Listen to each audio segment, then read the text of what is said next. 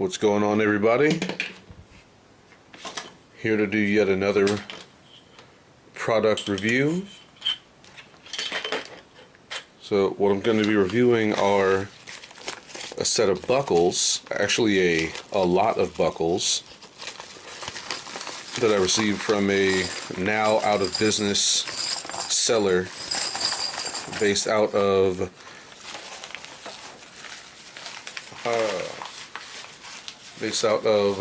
Romania. Got to cover up all the private information like sending and returning addresses, but I got to say this, I do like the foreign stamps. Now, I really do like these buckles. They are borderline universal.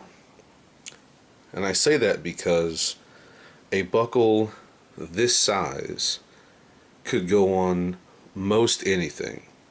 This is actually kind of a very thin bracelet, especially for somebody my size to wear.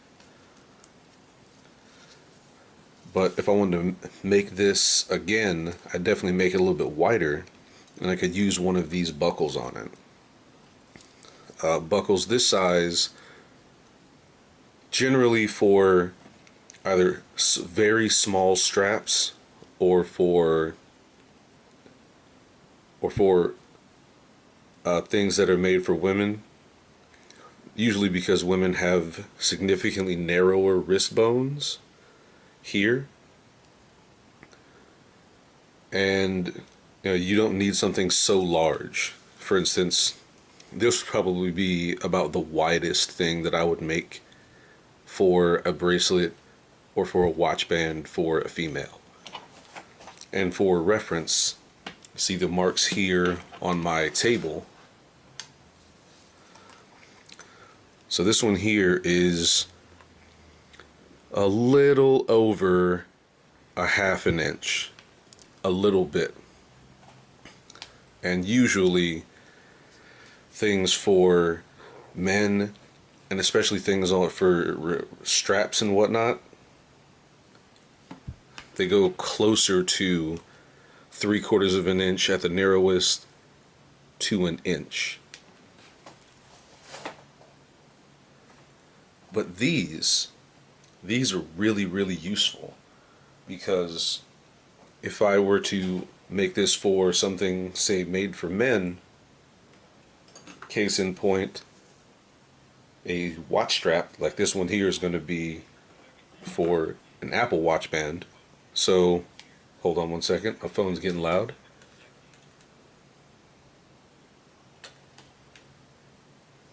So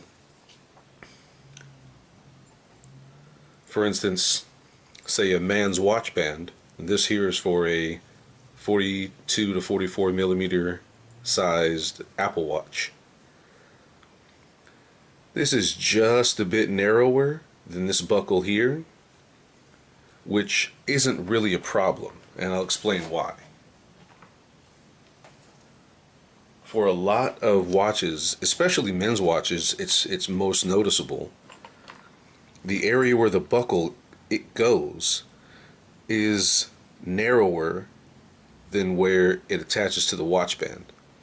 So I could use this as a buckle for a men's watch by just narrowing this approximately 1 millimeter, maybe 2. This is completely useful. And something like this, when narrowed down on a strap, could also get used on a bag. Now this bag here, this was a prototype that I decided to use to practice a pattern that I got from the Diesel Punk Etsy store,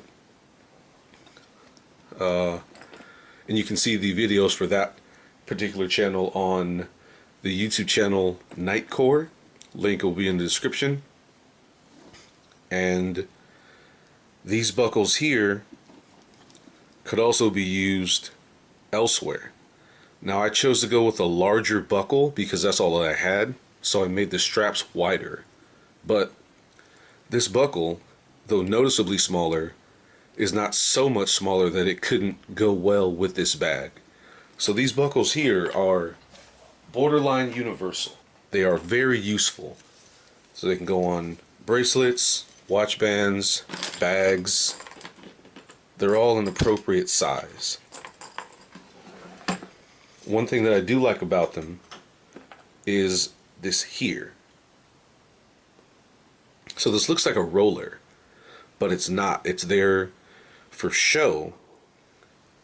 This part here doesn't actually roll, but what it does, especially because it's hollowed out right here, it makes it a little bit lighter, so it can go on the wrist without adding much weight or much noticeable weight. So this here, it's a really good buckle.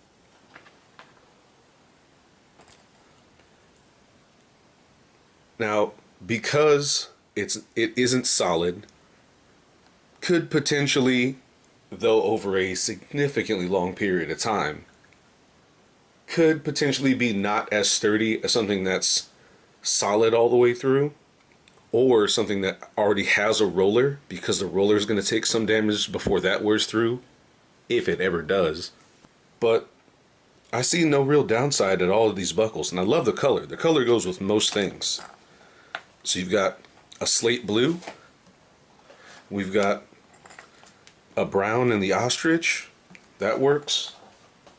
Compare this to a natural veg tan, looks good.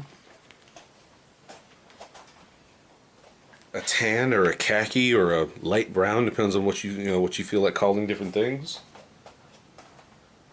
Works just fine. Rustic, obviously this works here. Get that better in frame.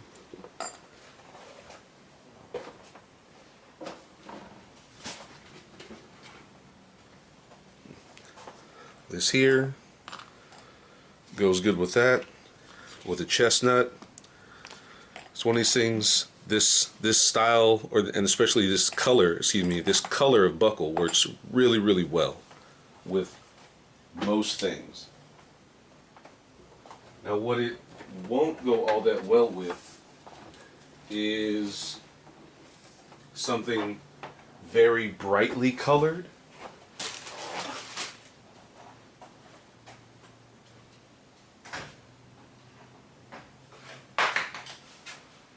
So this won't go well with something very brightly colored. So this here is pink ostrich. That clashes a bit. The only way this would work is if the pink wasn't the primary color in something.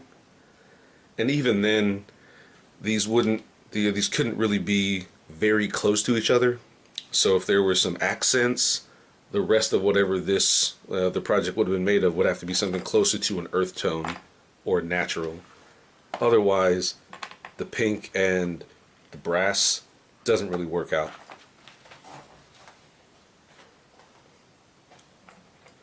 Alright, I'm liking them so far. They're light, they look good, they're the right size to be useful for just about any application. So, we'll see. Stand by for the projects.